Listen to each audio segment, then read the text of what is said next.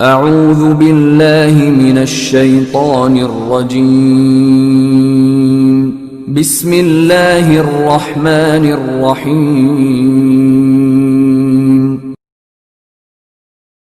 آج کی حدیث مبارکہ صلی اللہ علیہ وآلہ وسلم دوسروں کے لیے دعا میں اپنا ہی فائدہ ہے۔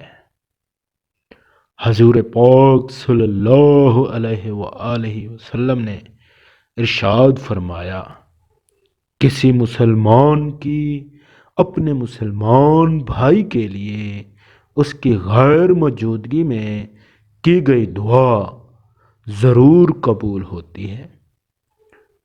اس دعا کرنے والے کے سر پر ایک فرشتہ مقرر ہوتا ہے، اور جب بھی وہ اپنے بھائی کے لیے خیر و بھلائی کی دعا کرتا ہے تو فرشتہ آمین کہتے ہوئے یوں کہتا ہے، اللہ تمہیں بھی وہ خیر و بھلائی عطا کرے جو تم اپنے بھائی کے لیے مانگ رہے ہو۔ سبحان اللہ، اللہ اکبر۔